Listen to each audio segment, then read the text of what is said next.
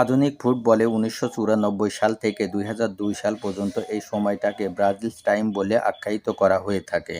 কারণ ১৯৯৪ সালের বিশ্বকাপ জয়ের পর ৯৮ সালে রানার আপ হয় ব্রাজিল। এরপর ২০০২ সালে পুনরায় শিরোপা পুনরুদ্ধার করে ফুটবলে আধিপত্য ইতিহাস তৈরি করে জাগো বনিতার দল। এবার যেন সেই ইতিহাসের পুনরাবৃত্তি হতে চলেছে ফরাসিদের মাধ্যমে। ফ্রান্স ২০১৮ রাশিয়া বিশ্বকাপ জয়ের পর ২০২২ সালে কাতার বিশ্বকাপের ফাইনালে আর্জেন্টিনার কাছে হেরে রানার আপ হয়। তবে ২০২৬ সালের আসন্ন বিশ্বকাপে হট ফেভারিট তারা।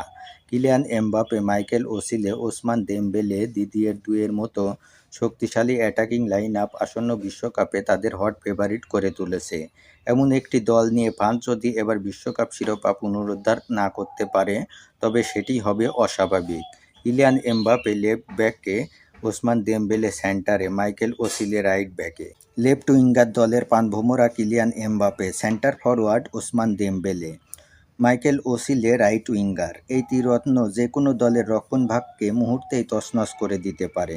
গত বিশ্বকাপেও ব্যালেন্স একটি দল নিয়ে আবির্ভূত হয়েছিল ফরাসিরা। তবে আর্জেন্টিনার বিপক্ষে ফাইনালে সেরাটা দিয়েও টাইব্রেকারে হেরে শিরোপা হাতছাড়া হয়েছিল তাদের।